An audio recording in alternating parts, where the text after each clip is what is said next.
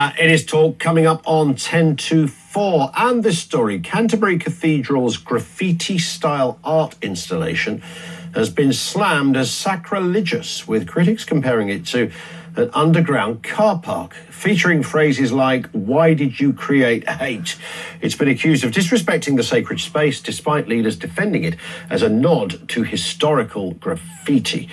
Let's find out what one man thinks of this. Dr. Gavin Ashendon, former Anglican bishop, former Church of England priest, and editor of the New English Catholic Substack. Good afternoon to you, Gavin. Nice to have you with us. What the heck is going on here? Graffiti in the cathedral?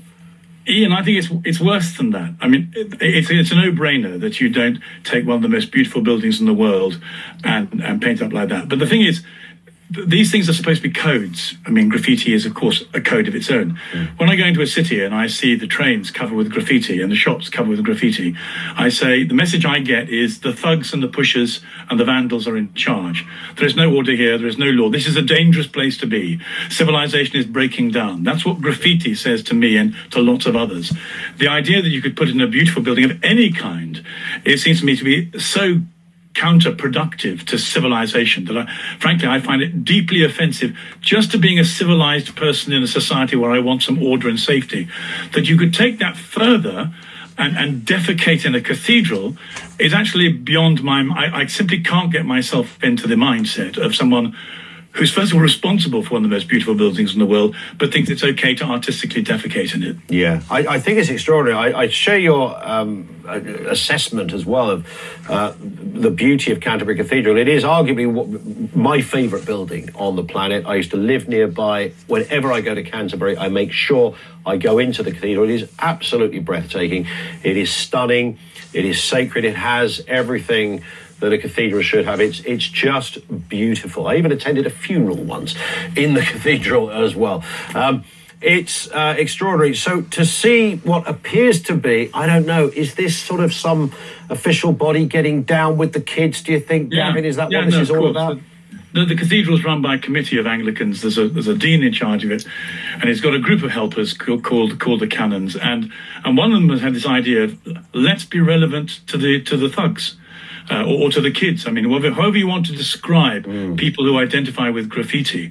The trouble is, it's a kind of complete selling out. We're already in a situation where, if you like, we've got two cultures, civilization and non-civilization. Our cities are dangerous people. Women get raped in them. Where the graffiti is are the dangerous places. How dare they take that uncivilized danger and put it into a place that is genuinely supposed to be a safe place for your soul as well as for your body? Yes. What are they doing? I mean, to say they should be sacked and sent away for retraining for a long time isn't the beginning of it. I simply can't understand the madness in their heads that they should do this. They've been given this treasure. Not only do they not know how to take care of it, but they want to give all the signs of vandalism that it's in the process of being destroyed. And it's nonsense to say, in graffiti language, why don't you think twice if you're flourishing? Wouldn't that be a good idea? Or have you thought of talking to God in spray paint? That's no excuse. They don't know what they're doing. They shouldn't be allowed in there. Yeah, and you might wonder, in terms of the response, are any of your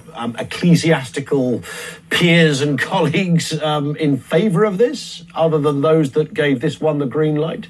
No, I mean, simply no one can believe it happened. I mean, you'd hardly do it in an underground car park. I mean, I suppose, as if you were renting an underground car park and you had a bunch of thugs or drug pushers you wanted to get through to, and you want to say, God loves you in graffiti. I suppose you might just about then.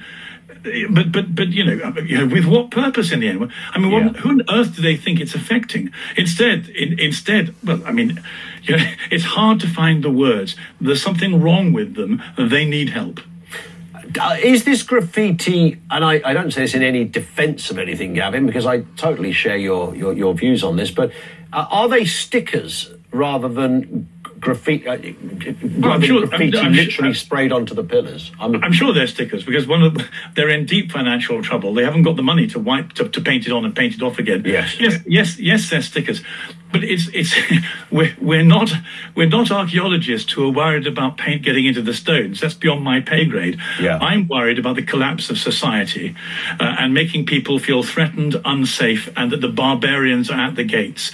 It's bad enough that the barbarians are graffitiing over our friends' shops and trains and houses, that they should be mimicked so that the graffiti takes place, stickers or not, in the most beautiful building in our culture. It's just beyond comprehension. Someone needs to take them somewhere and give them re-education for a very long time. There are very few people I think ought to have that, but these people, perhaps they smoke cannabis or something, who knows? I'm sure they would deny that, but maybe that's when they did the graffiti.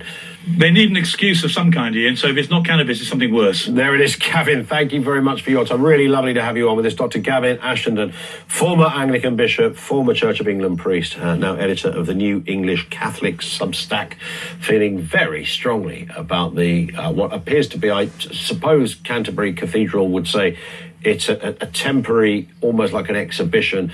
They are stickers that are put on parts of the cathedral to look like graffiti. It does look like the pillars have been graffitied, but they haven't. It's sticker, but nonetheless, the point is still made, isn't it? That do you deface a sacred place like that in any shape or form? Something that isn't. I know graffiti can be associated with street art, and some of it is incredibly amazing. We all know that, okay? But it can also be associated with wanton vandalism. And I just don't think necessarily the ornateness, the beauty, the history, and everything that goes with it of Canterbury Cathedral is the place to, mess around with your kind of contemporary messages in order to somehow wet the whistle of a few youths who might go, oh, I wasn't going to join the church, but now I see they've got some graffiti in the crypt.